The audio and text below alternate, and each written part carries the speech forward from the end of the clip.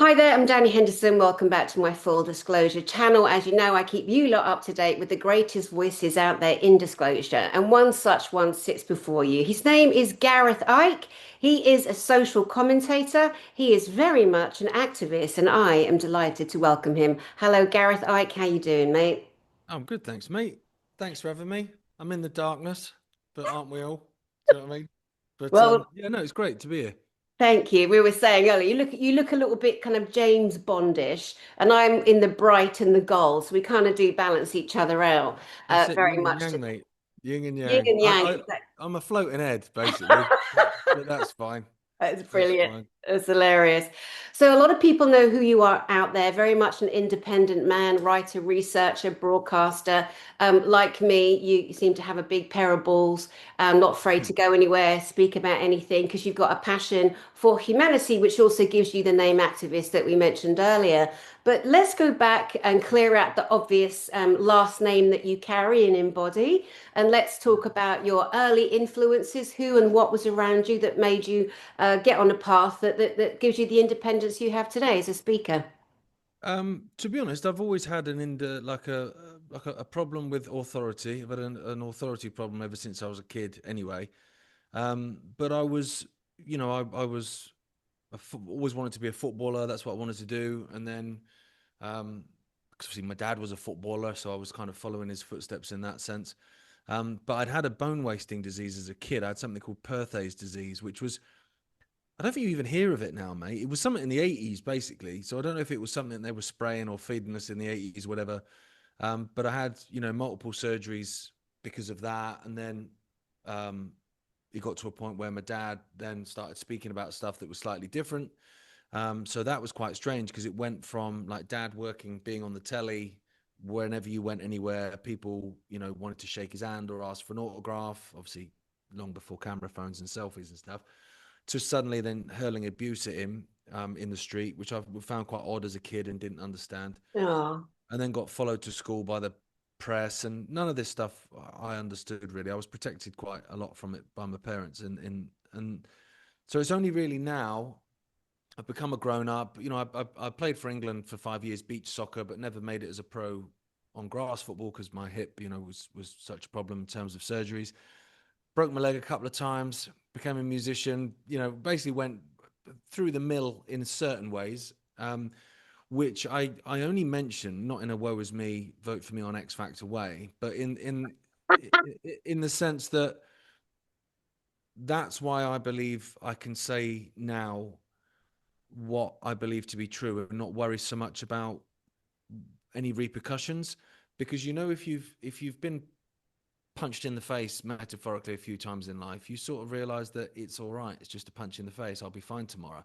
And I think a lot of the reasons that people refuse to stand up and speak is because of the fear of what will happen, not necessarily of what will really happen. And actually, you'll find that if you're honest and truthful and speak your truth, um, that actually the chips kind of they fall where they fall, and short term things might not be great, but in the long term you'll be where you're meant to be. And so, I was getting a lot of messages at the beginning of COVID, like from people that I played football with or went to school with or whatever, that was saying, "Mate, I agree with you, but I can't say that because I'll lose my job, or I'll this will mm. happen, that'll happen." Whereas I was at a point where I was like, "Well, I've done my basic training. All that stuff that happened in my childhood, that was my basic training." So actually, now I'm at this point where I feel this incredible freedom, actually, of not having the fear of what people think. And I know people say that all the time. You see it all the time where people go, "I don't care what people think," and you're like, "You do, you do."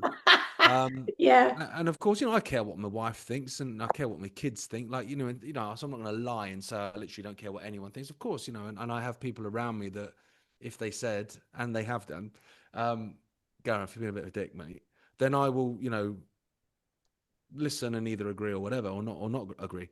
But that sort of childhood is what got me to where I am now, I think, in terms of feeling this freedom to speak um, the truth and not really worry about the repercussions. And I like to think I'd have become that guy anyway.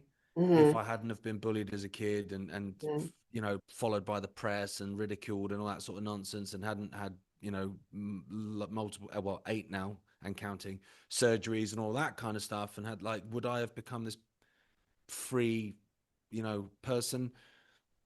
Probably not. I like to think I would, but I'm not Yeah. sure I Yeah. would really.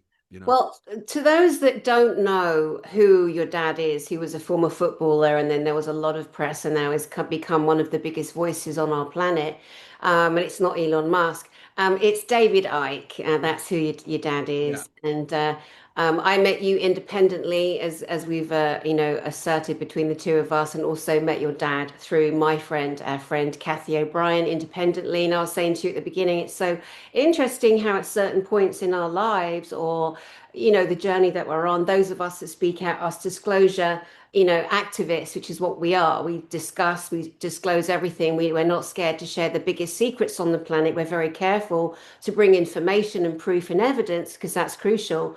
Yeah. But it's what we do, and it's what your dad did. And your dad was somebody I always was just so fascinated by, like Alex Collier. Do you know who Alex Collier is? Yeah, I recognize that name. Where am I? Yeah. Yeah, him and your dad are a similar era, although Alex would tell me off because I think your dad's a bit older. Your dad's in his 70s right now, David. Yeah. Yeah, Yeah. yeah, yeah. Yeah, I think Alex is still in his 60s, but he tells me off because anyway, but it was your dad and David at the same time speaking out about reptilians and about the terrible things that the ETs were doing, converging with governments, US governments, treaties and agreements that were made that were covered up, which have all come to be true. Your dad was one of the foremost runners, and Alex Collier was one of the foremost runners, and Alex is still going to, but he's a lot less public. He's more private. He's spoken at 2 or 3 of my conferences. We gave him a life recognition awards at one of my conferences. I think that was 2024, I think was the last time.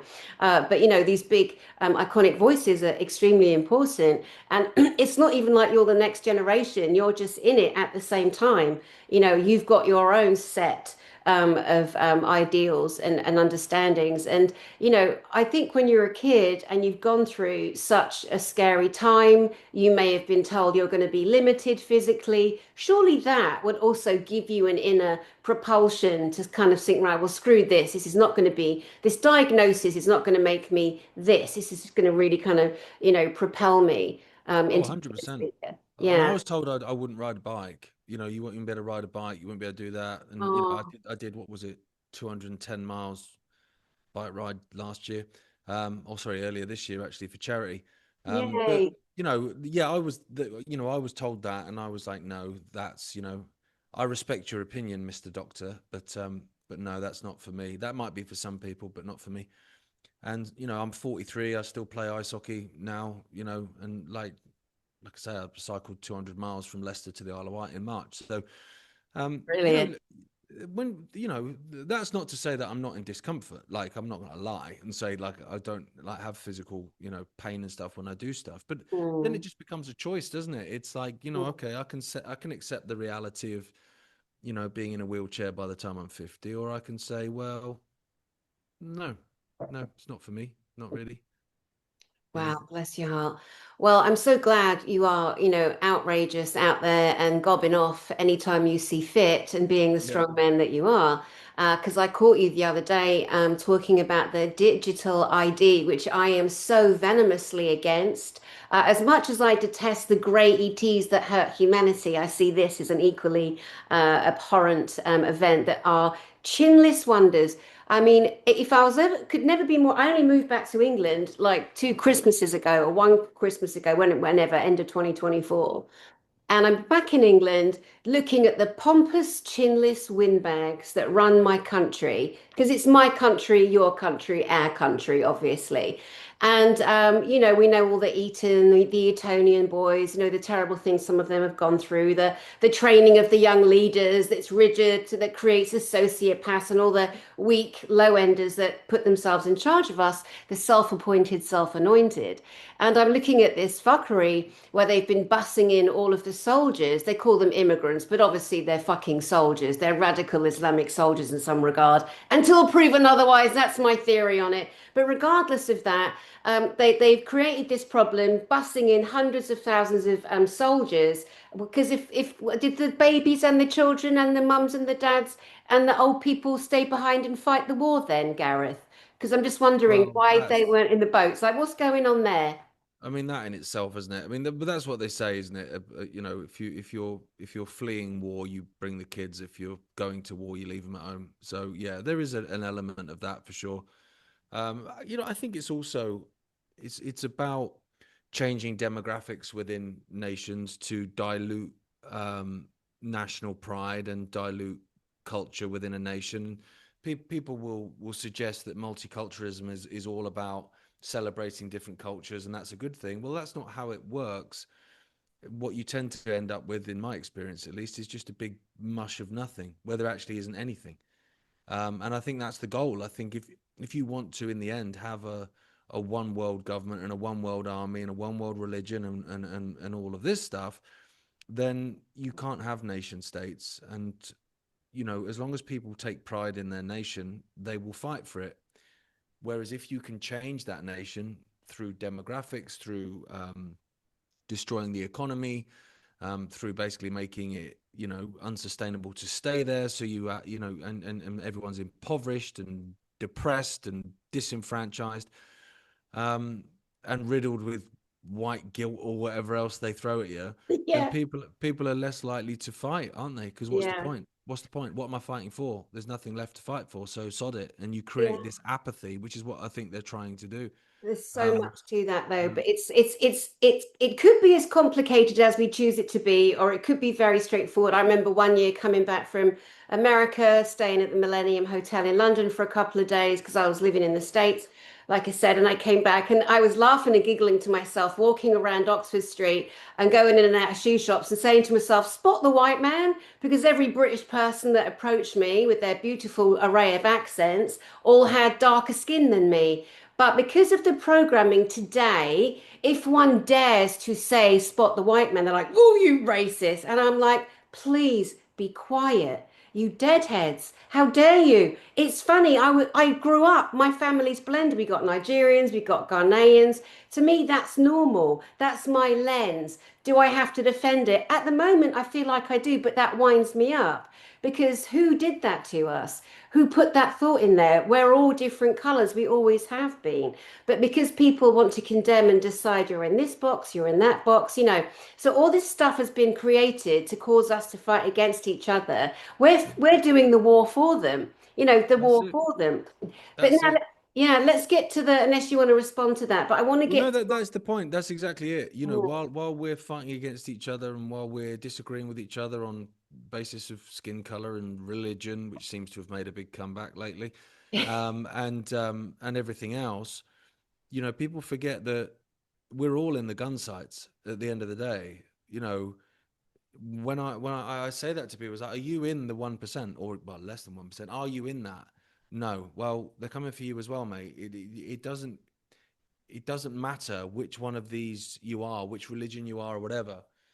You know, they want all of us, and they're going to achieve that only if we refuse to actually get over these fault lines, and if we just continue fighting, then we've all had it.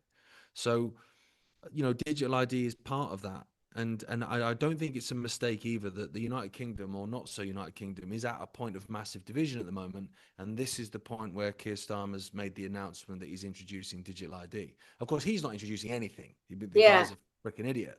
yeah. But they've wanted digital ID for decades, and now they're picking this time to push it at a time when we are our most divided. I don't think that's an accident. I think what they looked at with COVID is they saw that everyone came together, everyone was united.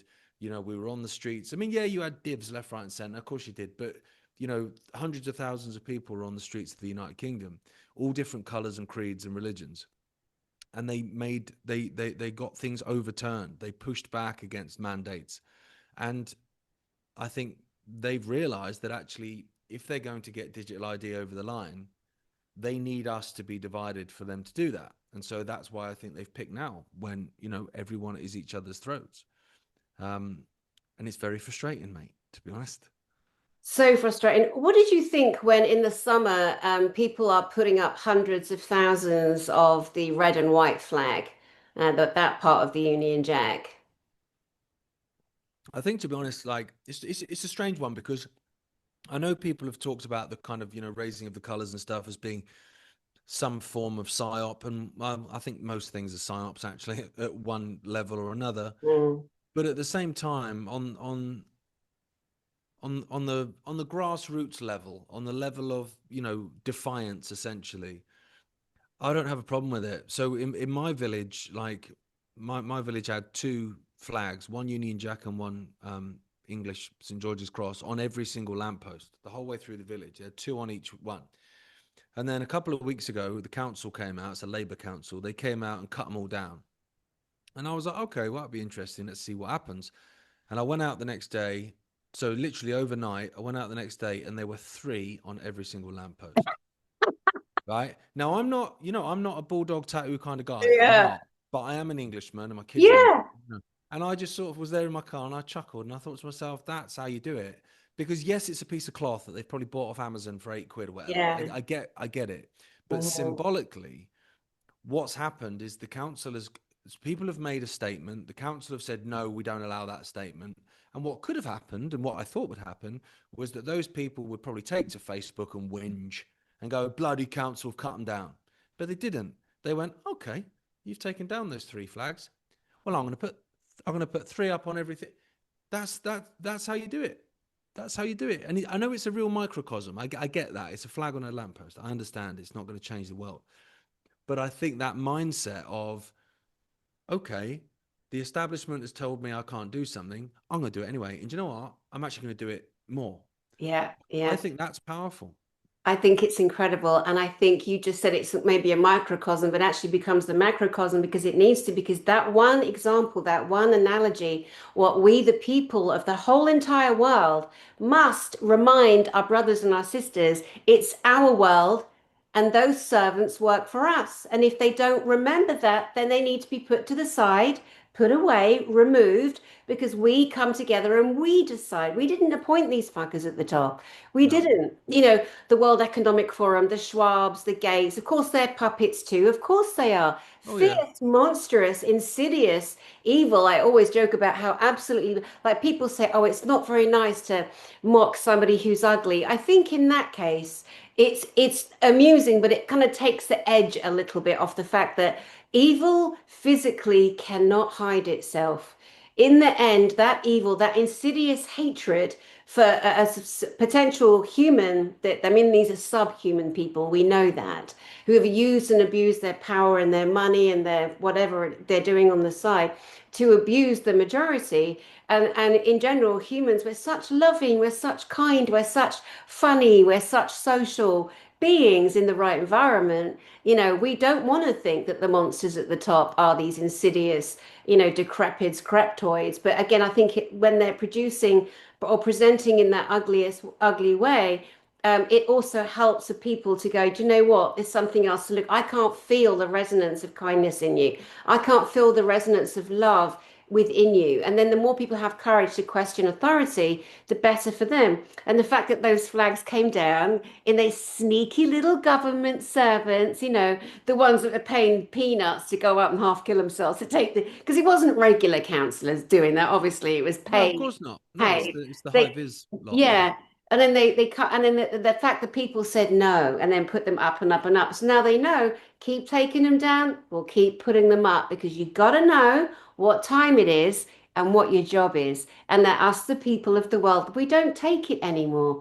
And to me, I always say it's like the dying beast, Gareth. The beast is thrashing its tail because it's been, cut and harmed and it's dying. And on the way out, it's trying to take out as many of us as possible. What are your thoughts on that? Oh, yeah, yeah. Well, I think I see it as like a combination of exactly that, of the cornered animal and the kid that's just been told it can't have sweets at the checkout, and it's on the floor flying its arms around. You know, I think it feels like a combination of the two. There is a change in the air. I can feel it every single day when you have conversations with people. But at the same time, the wounded animal, the cornered animal, is at its most dangerous at that point. And so whilst there is an awakening, and whilst good things are happening in terms of people finally seeing the world in a slightly different way, from what they thought it was, Hmm. um, it's still a time to be careful because, I think we're going to see, and I think we already are seeing just in the last couple of days, with these knife attacks. I think we're going to see more of that.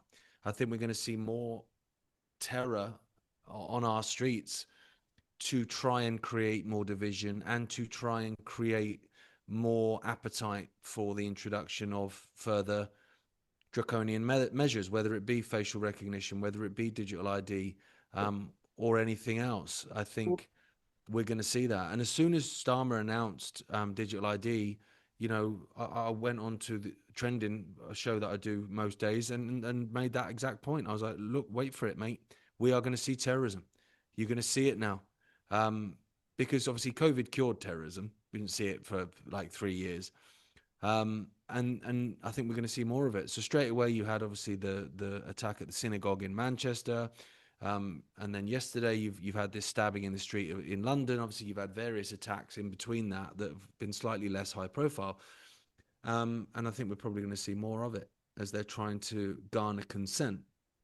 But what I see as a positive, not about terrorist attacks or even false flag versions of, what I see as a positive is the divide and rule and the need for these kind of things to garner consent from the population, because it tells me two things. One, they can't introduce it without the consent, because otherwise they wouldn't be trying to manufacture it. If they could steamroller over us and introduce what they wanted, they wouldn't have to try and gaslight us into consenting to it. So that's the first point. So therefore, it's back in our court. Do we buy it or not? And the second is the divide and conquer. Same thing.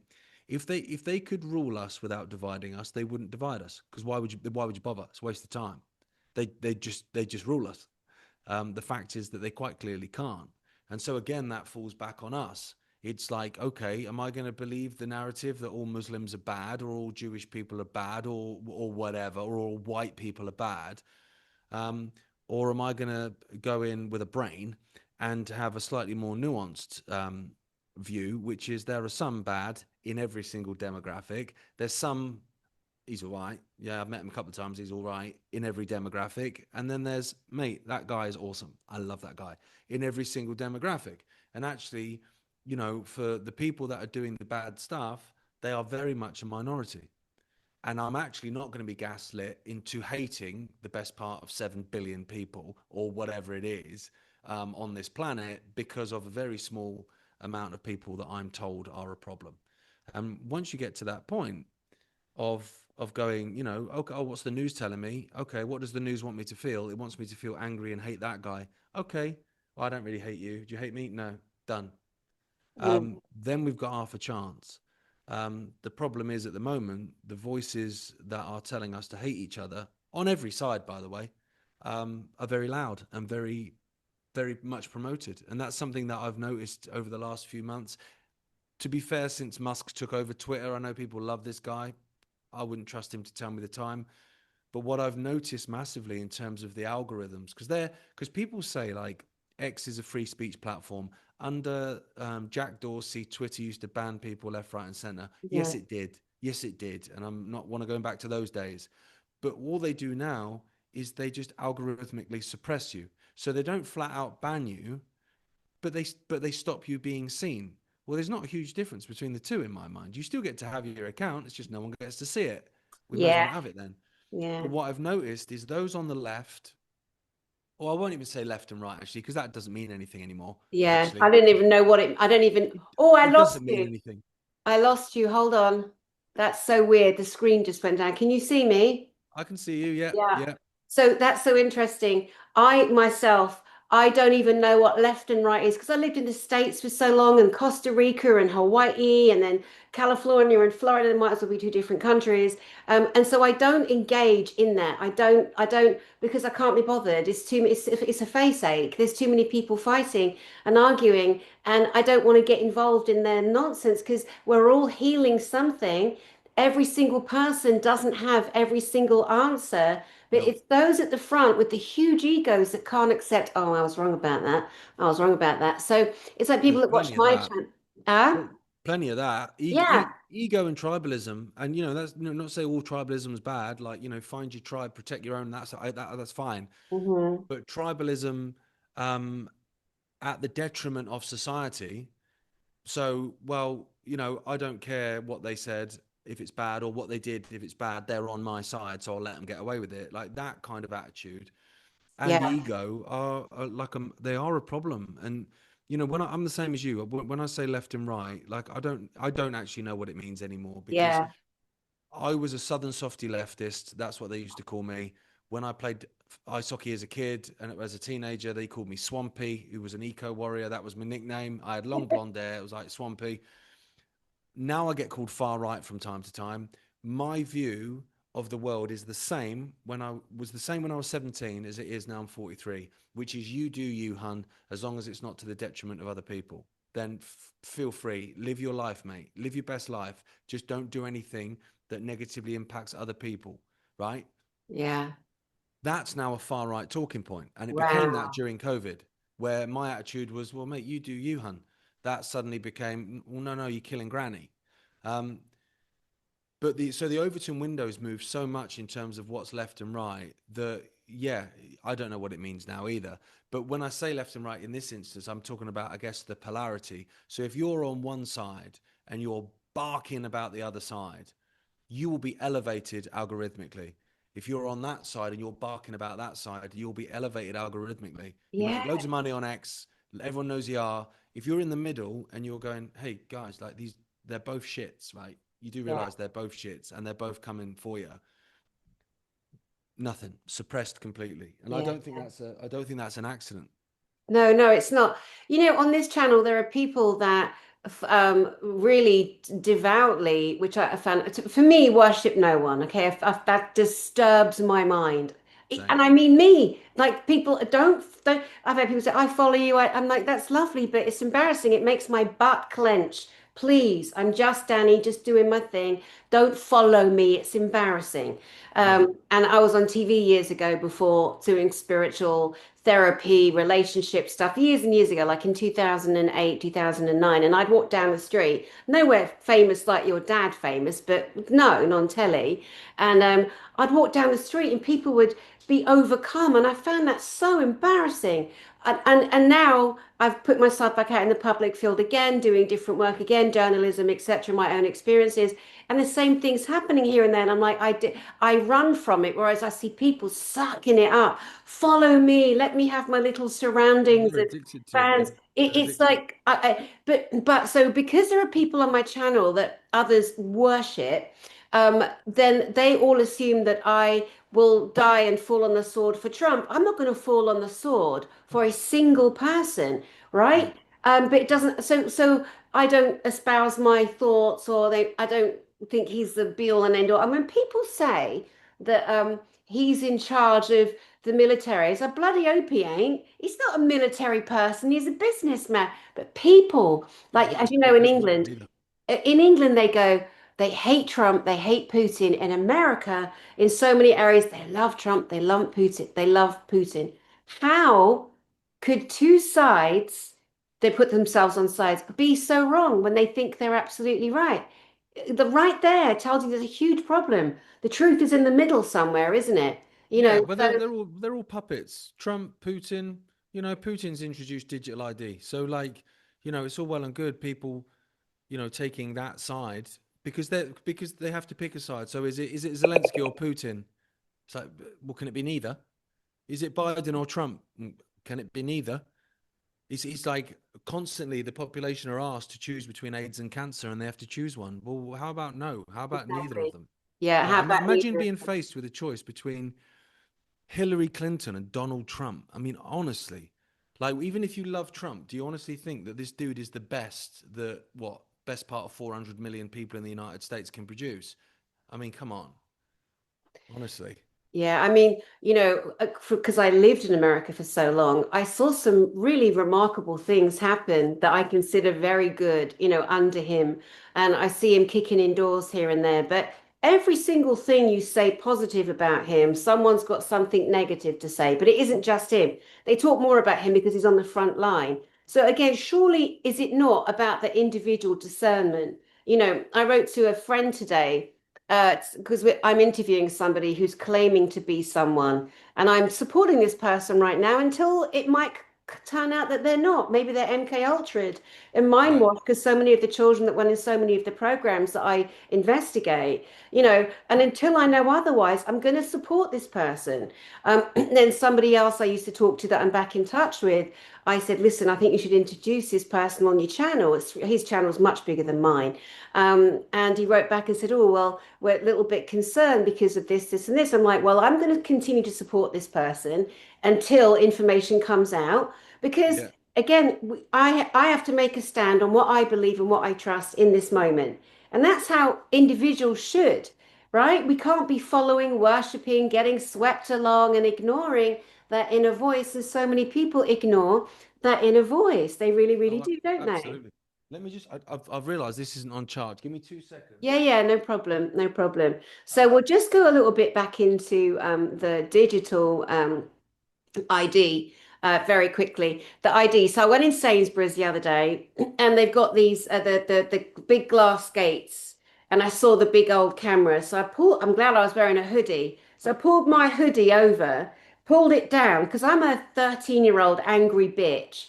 That part of me is still unhealed, and I can admit it. All right, I'm a big woman. I can say that part of me. So I'm a little bit bombastic. So I'm like, right, pulled down my hood, and the gate wouldn't open until somebody else was walking in showing their face. Then the gate opened, right? Anyway, so then I go to the till. There's like 20 of these plastic green plastic perspex with a green light at the top and then the camera in your face. So I went up to do the self checkout because the lines for the checkout was so long and I only had a couple of things, but I want to talk to a person. I don't want to do self checkout.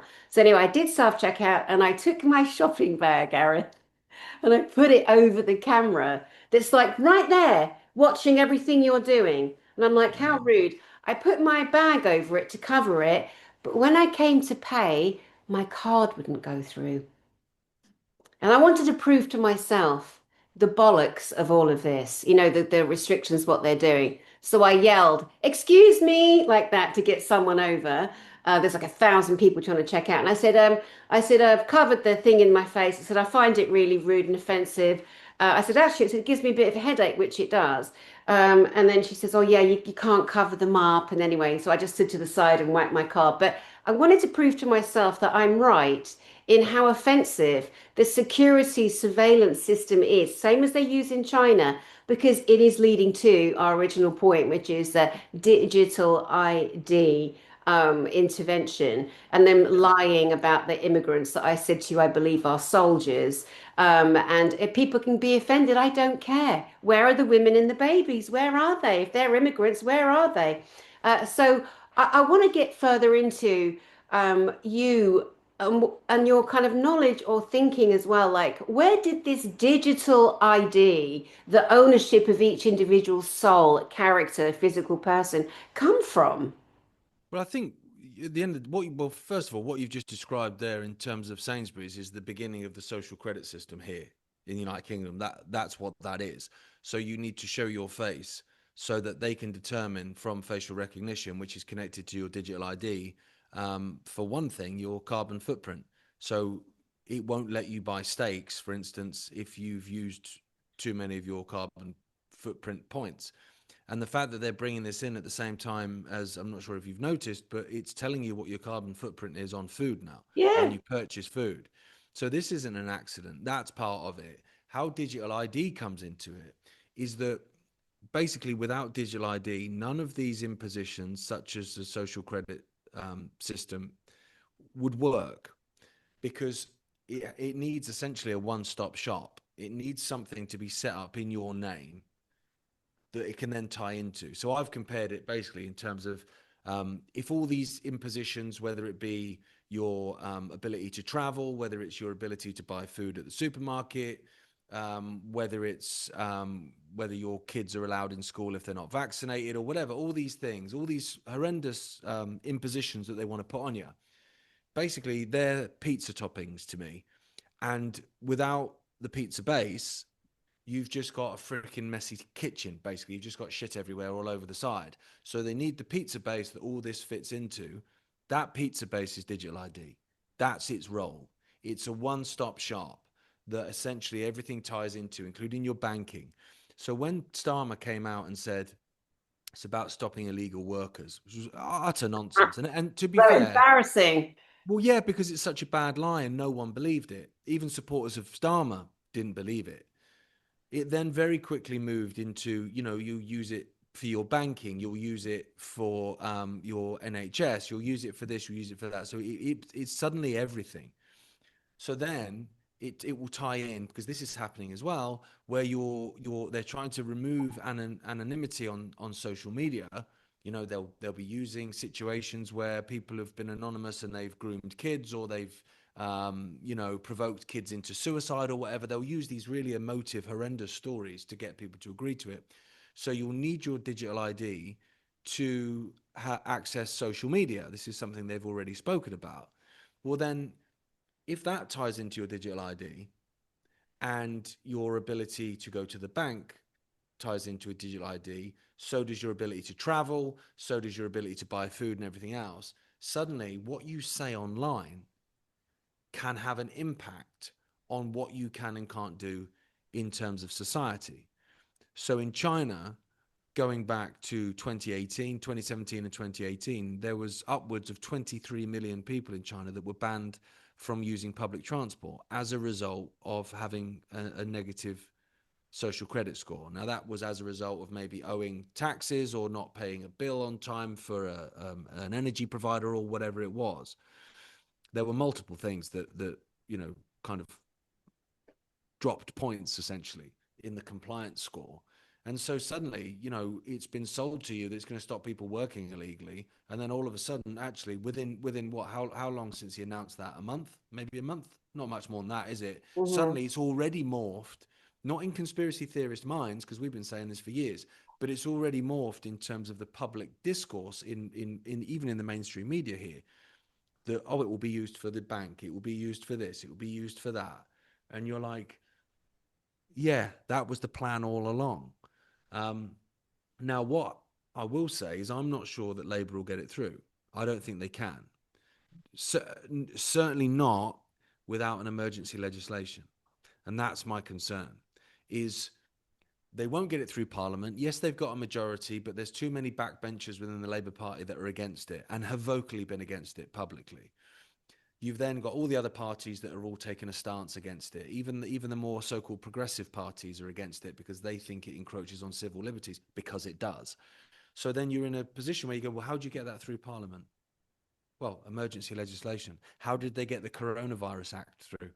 Because that would have never got through if they hadn't basically pushed it through Parliament as an emergency legislation and had it go through, what, 3 readings in like less than a week. Mm. They created a panic so that members of Parliament, because they're not all in on it, like most of them are just freaking idiots, Yeah, signed off on it. Yeah, rush it. And it went through. And once it was in place, then they could do exactly what they wanted. yeah. They'll And do it the was, same, I think, with digital ID. yeah, and it was emotional too. Your audio's gone down. Can you see if it's up? Because this sometimes happens. Obviously, I get messed with, you get messed with, but Yeah, it seems to be working, but I don't know why it's not yeah, working. That's it's, strange. it's not, yeah. So the COVID, let's say, was an emergency emotional attack also, because how could you be the one that stops something going through that potentially could have saved the lives of XYZ? So I can understand why everyone was like, oh my God, what do we do kind of thing, or those that were at that point of having to make a decision to let something, a white paper pass through Parliament or whatever.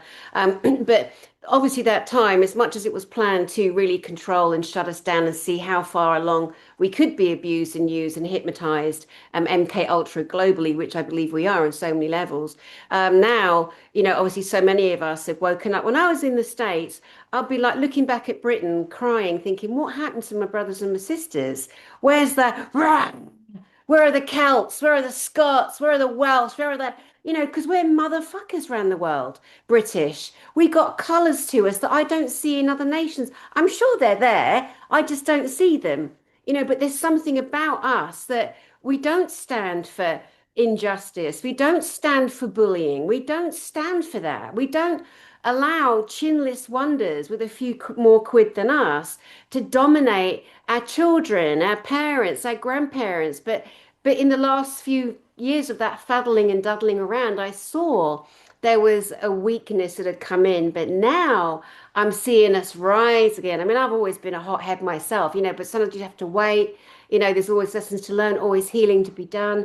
We're not always right. I haven't always been right, but now I really do feel this kind of positive, passionate uprising. I've been watching a man on YouTube. He's fascinating looking. He's got tons of tattoos on his face and long brown hair. I've forgotten his name. He's British, but he is like with other kind of say biker personnel, good biker personnel, not the satanics and not the pedos. And they are making sure that children are getting to school safely. They are making sure that people can get their medicine. They're interrupting gangs because there's so much civil unrest. Now, I believe that all of the dark ones that run all of the planet, all of the countries, because it's obviously not the governments, they're not in charge. Come on, don't be ridiculous. So surely we all know that by now. But the gangs that run, like the crime families, the Clintons, the Bushes, the crime families, um, we're at a point now where the people are so invested in good rising and love rising and justice happening, that I just really feel this passionate, focus on us, like literally taking our planet back, literally making legislation shift and change, other people coming in, people like you as well, like rising up and speaking out. And I'm going to ask you a serious question. It's not a joke. If you considered running for Prime Minister, do you have any interest there? Absolutely none. Absolutely none. No, I mean I've been asked a couple of times by smaller political parties. I've got no interest in it. None at all. I don't believe in politics, and I don't believe in the political system. Um, Mhm, the only reason that I would potentially say yes, and it's is just so that I could go and not swear an allegiance to the king. mhm, And I don't understand why they don't do that. So even George Galloway, when he came in, still did it. He didn't want to do it, but he did it. And then I saw Clive Lewis, who is a complete dick. He's a Labour MP. He's a total dick. But he's right in what he says about the monarchy. And he basically stood and said that I pledge against, against my will, basically. But he still did it. What if someone just, had the guts to just not, even just at this small level, just go, look, I was elected by my constituents of, Derby or wherever, to represent them. I do not swear allegiance to the king. I do not swear allegiance to a man whose allegiance has already been well documented is towards the World Economic Forum and to the UN Agenda 2030. I'm here to represent my constituents. If you have a problem with that, that's your problem, not mine. I'm going to get to work. And just to really force the hand of the media. Of course, they would totally vilify you and say, he's this and he's that. But it would be very difficult to spin that if mhm. you worded that correctly. Just say, look, these people represented me and I'm here to represent them. I ain't swearing my oath to the king. Like, get to fuck. I'm not doing that. Yeah. I'll swear my allegiance and oath to these people, to these, 130,000 people of Derby or whatever it is nowadays. That's fine. But I ain't swearing allegiance to him. And that's the only reason I do it is to be in that position and to throw that cat among the pigeons. Mhm, mhm. But Yeah. otherwise, no. Yeah, and it's funny as well because around the world, I've lived in Canada, I've lived in America, for example, and everyone in the past was so impressed with, oh, do you know Diana? Do you know Sarah? Do you know? And I worked as I say a royal nanny. I worked for Lord and Lady so and so. So I got to see inside an aristocratic family. I got lucky. The people I worked for were absolutely beautiful, wonderful, wonderful people. And so I saw a lot, and it was around the time that Diana was alive, and Sarah and her were good, good friends at Kensington Palace. I was living down the road with the family whose baby girl I took care of.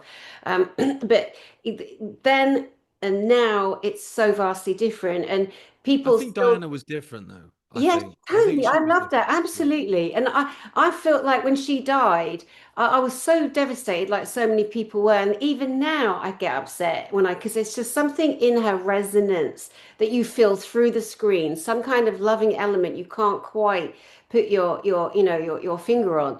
But all this, because we grow up with seeing them, it's like we think we know them. We don't know them. They're just programmed in as part of our family or an authority. But I couldn't give a toss. Any of them, any of them. The children are entertaining. I hope Kate isn't and William aren't what we're told they are on the other side of the coin. I hope the theories that have come out, the bloodlines, the satanic occult, I hope that isn't true, you know.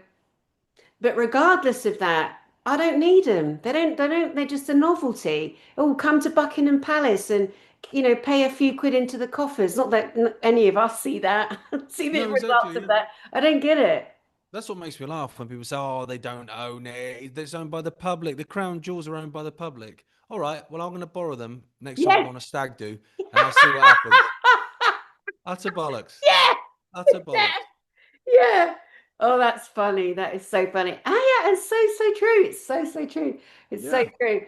I I got remember no time when for it, mate. I Yeah, got no time for when Princess Margaret was alive, the family I was working with, they have a house in the country, Andover, a mansion. Every other weekend we'd go out there, and they invited Princess Margaret to come for the weekend. And they were like, Danny, because I've always been very outspoken myself. Doesn't matter who you are, just I'm good, you're good, we're all good. I'm not going to kiss your ass. You want me to play with your baby? I'll wear my nursery nursing uniform, but I'll be rolling around on the floor and you'll see my knickers. So we can discuss whether I look proper for you or whether I take care of your baby. And people appreciated my direct. And because of that, they're like, you can eat dinner with us with Princess Margaret and the entourage on the Saturday night, bring the baby in with her high chair. And, we want you at the table. And they hadn't had a nanny in 15 years because their other kids are older. So I was supposed to see it as a privilege. And I did. I thought, that's fun. That's nice. But then the mum said to me, but you will have to curtsy. And I'm like, oh, I can't do it. I just can't. And I said, listen, I said, are you telling me that if you're in your bathroom downstairs and you come out and Princess Margaret's bobbing along the hallway, that you have to curtsy if she goes by? And she said, of course I do. And I couldn't believe it. I'm like, I'm sorry. I'll just eat with the chef and the cook in the kitchen, on the chef and the butler in the kitchen. I'm sorry. That's the thing, isn't it? It's that whole Yeah. thing. As And I if was only in Margaret's my shit doesn't 20s. stink. It's nonsense. I was in my 20s. I'm in my 50s now. So it's a good couple of decades ago. But even then, I'm thinking it's just such bollocks. Why? Especially if I invited you to dinner at my house, I'm going to be bobbing and bowing to you. What? Or you have to do that to me. What is that? Get over No. yourself. Well, Do it's a away with that submission. authority. Submission ritual. It's a humiliation ritual. There Yeah, you I'm go. the same, mate. I took the knee for my wife, and that's it. Ah. No, never again, never Ah. again. And and that's it. I'm not doing that. I'm not having any of that stuff. Yeah. I don't believe that someone is better than someone else purely because of their genealogy, which is all a royal family is. That's all that's saying. Is that Klaus Schwab's sausage fingered mate is better than me because of his mum shagged her cousin. I've got no time for that. I've got My no time for that. My It's dad ludicrous. always jokes about Prince Philip's arse hanging out of his trousers because there was a few coffers missing on that side of the family before they got married. And I know some of the older people watching this because my audience goes up to 90. Honestly, they come to my conferences from age 20 to 90, which I'm very grateful for. But we got to break down these barriers and have these conversations without worrying if someone's not going to like us anymore. That's being owned. That's not being an individual soul on a journey of humanity, is it? No, no. I teach my kids not to be submissive to anyone. So why would I be submissive to people? If Charles came to my village, my kids wouldn't be out with a flag waving it at him. No chance. I'd Mm. take them to a soft play or something fun. Yeah, yeah, yeah. Or just make him a cheese sandwich and half an apple and Bob's your uncle, Fanny's your aunt. That was better than going out because why? All the pomp and ceremony. Why? Leave that for the history books. Something nice to Yeah. look back on. Oh, the days of the old kings and queens. Wasn't that interesting? Because now these times should be about us, the people, how we have these concentric councils that we are all on and that our voices are all heard and that we all decide and that we bring that repressed technology that's been held from us. I mean, what is up with that? How many amazing inventions have been made that we don't get access to? What are your thoughts on that? Oh yeah, I mean, how many people have cured diseases that make Big Pharma a lot of money, and then their brakes have failed on their car? Yeah, the reality of the life that we could lead in terms of free energy and healthcare and everything else is insane. And you look around you and you see people are freezing to death, and people are starving, and people are in pain with chronic illnesses that they don't need to be. You know, I don't understand how you can oversee a world like that, how you can be in charge in a world like that and allow that to happen and not be a complete psychopath.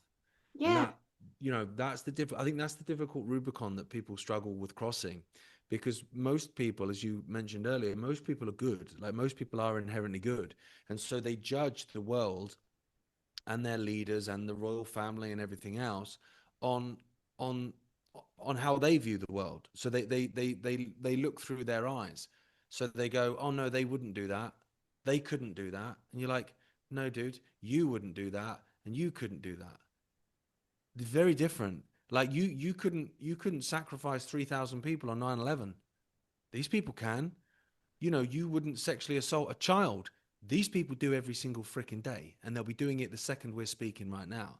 And so once you get to that Rubicon of, oh, okay, oh, okay, then your idea of what's possible in the world changes completely, because it's suddenly not just your eyes you're looking through. It's like, no, actually, there are some very dark and nefarious people out there, but they are the minority.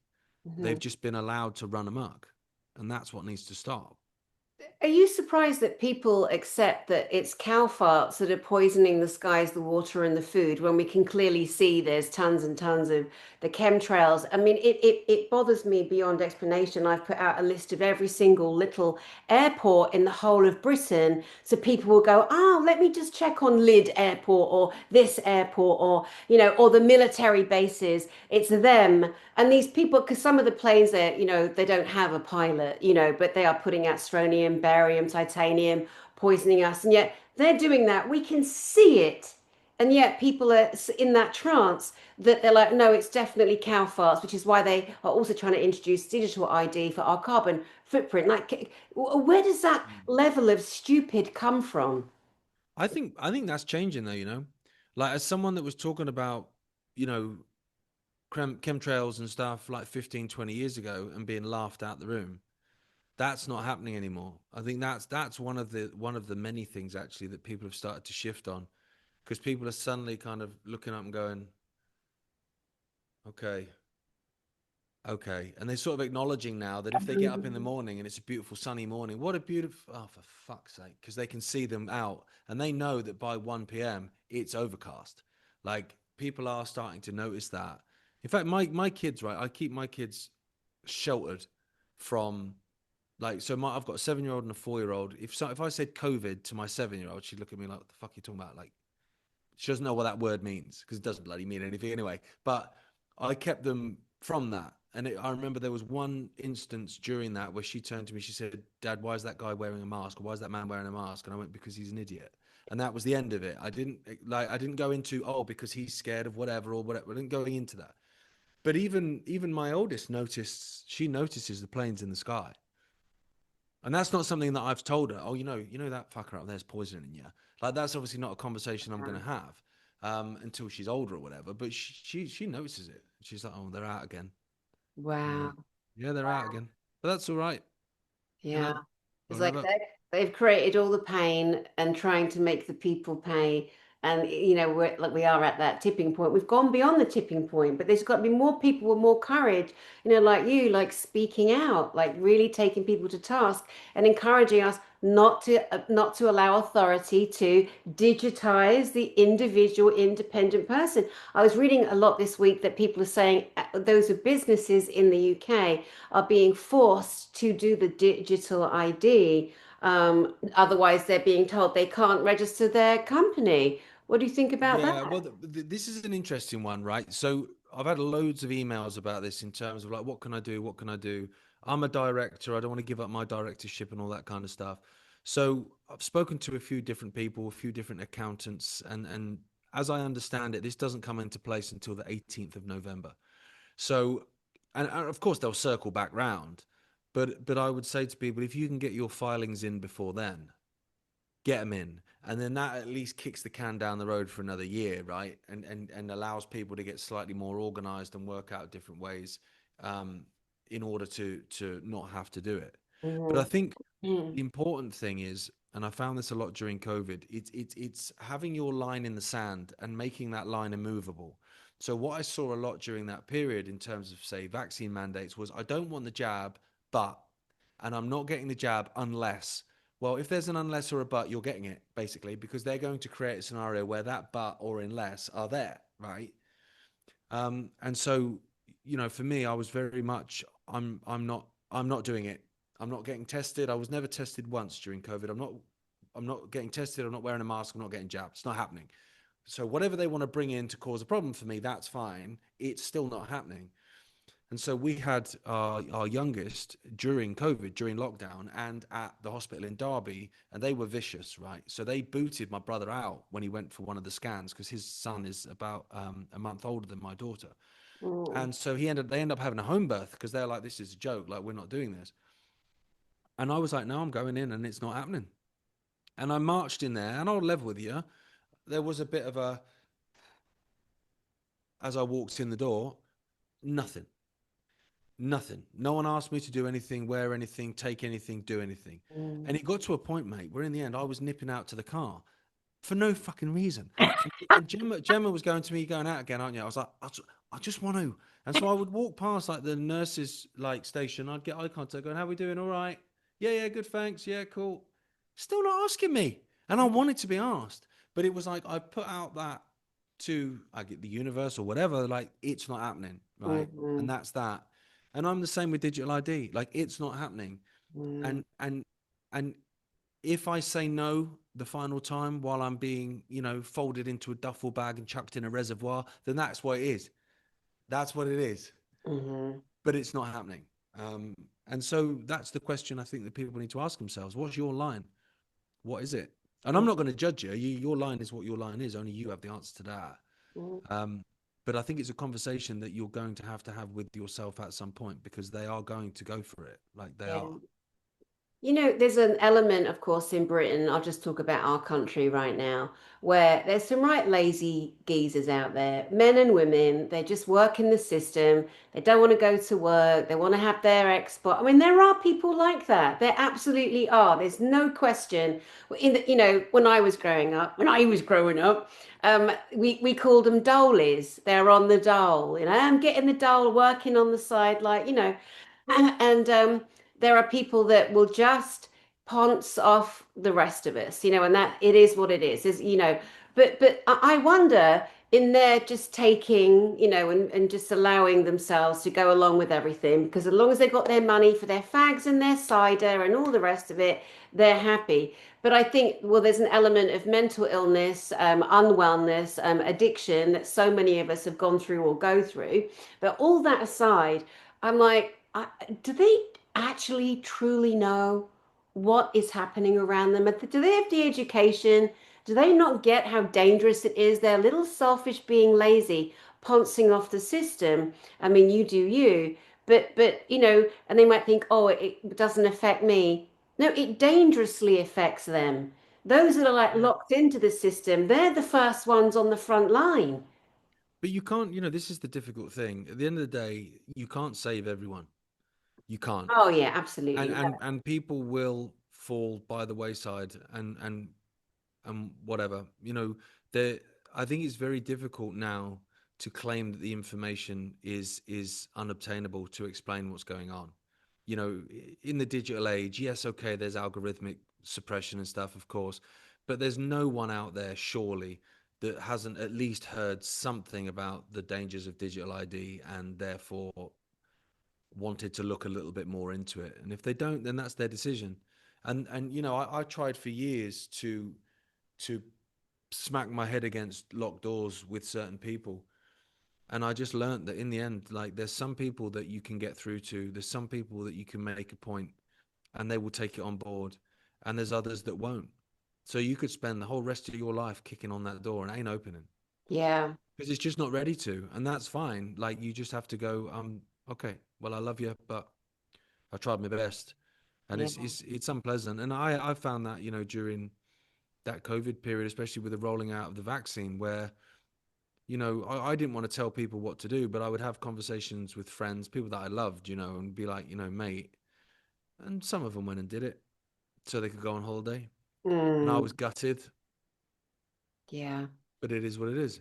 Yeah. You Yeah. can all you can do in life is your best, and as long as you know that, as long as there isn't that little bit in your head that's like, oh, could I have done more? As long as that's not there, and it's like, no, I did my best, and they weren't ready for it, and that's it. And you can't punch yourself in the face over it, because fundamentally, if we want freedom and independence and self determination and sovereignty, then we need to be free to make mistakes, and we need to be free to be a freaking idiot. And Yeah. we need to be free to roll up our sleeves and sign up for digital ID and whatever else and it is what it is. Yeah, some really, really good points there. Especially like you said, as long as you know you're doing your best, you're doing your best, and you're not there's no niggling like, oh, I could have just woulda, should, woulda, coulda, shoulda. No, we ain't got time for that either. So you're No, right. no. And I beat myself up a bit early doors in COVID, mate. And I'd have my wife saying to me, like, mate, you honestly, I don't know what more you think you can do to get through to these people. And if it's not going Mm. to happen, it's not going to happen. Yeah, yeah, true. So tell us a bit more about like your work, your studio, what you're doing, like how we can connect to you, how people can find your work and support you. So I work for a subscription channel called iconic.com, which is sort of a bit of a family business, which was kind of weird because basically, you know, around sort of 2018, 2019, censorship went mad. People were getting kicked off of YouTube left, right, and center, and everything. And then they launched something called Parler. Do you remember Parler? It was a bit of a replacement for Twitter, really. And then that got taken down because they had Amazon servers. And so we were of the opinion then it was like, right, well, we need to have everything in house. Like we can't be relying on, even if 1% of our organization is reliant on them, they'll just pull that 1%, right? So over the last nearly 6 years, we've basically built this bespoke channel with everything in house. And, we make documentaries and series and daily news shows and stuff like that, to try and break through the bullshit a bit, to be honest, mate, and try and get information to people that they wouldn't otherwise see. And it's growing. It's. I think there's a lot more interest in what we're doing than there's probably ever been before.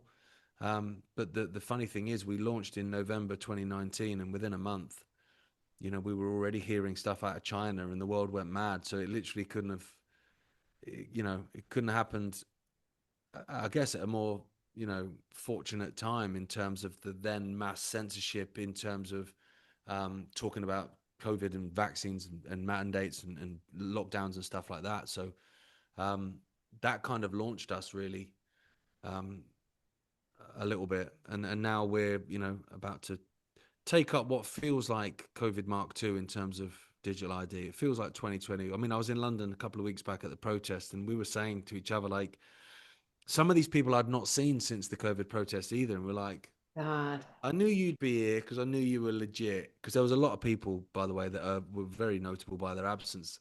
But it was like, I knew you were legit. Yeah, mate, it feels like 2020 all over again. It's like, done it just, done it Oh just. my God. Wow, But that's that's all right. It's another fight, isn't it? yeah, yeah. So it's iconic.com. Yeah. Obviously, I'm going to put all the details underneath. In Thank you. terms of you, like mentioning there briefly that, you're out looking around, seeing who the warriors are, the warriors for love and justice and for humanity.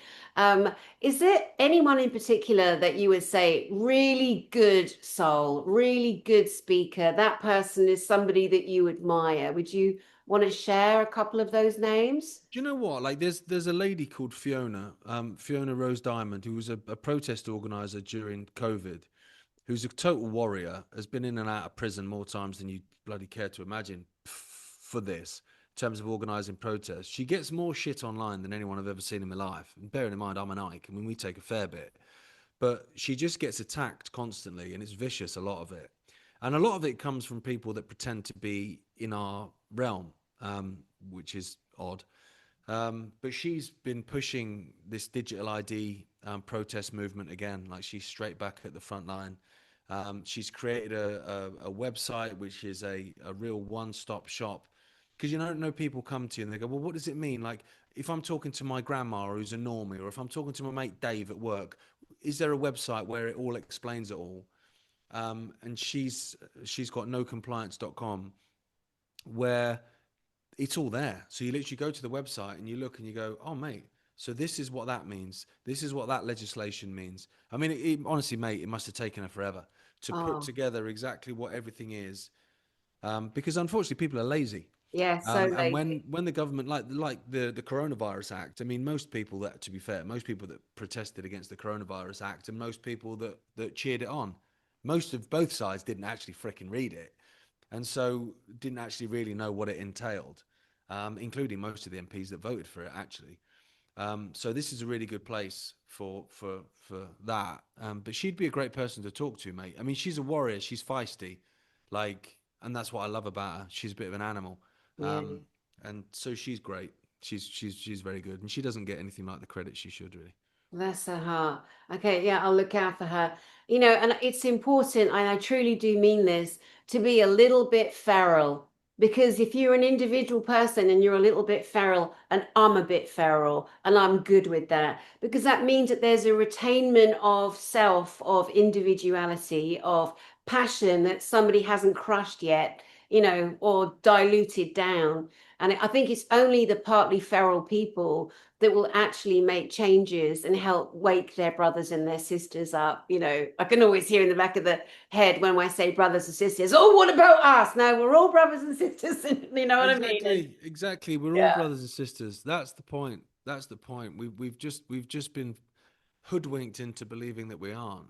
You know, we are yeah. absolutely. Yeah, 100%. absolutely true. Well, this has been a wonderful first chat with you, Gareth Icke. I'm No, really thanks happy for having me, we mate. got together. Yeah, brilliant. So I'd love to have you back at any point when you've got stuff to share, anything going on, if you want us to, put the word out that there's a gathering happening, great minds coming together. I appreciate Um, that. yeah, Yeah, of no, that course. sounds great. Yeah, definitely. Absolutely brilliant. All right. So, Gareth Icke, thank you, sir. I salute you for Take all of care, your mate. great work. And to the people out there, thank you so much for gathering today to hear Gareth Icke. Look at the details underneath. Go check out iconic.com. And I am Dani Henderson. Send you love from my heart to yours. And as always, I'll see you soon. Thanks, Gareth. See you, mate.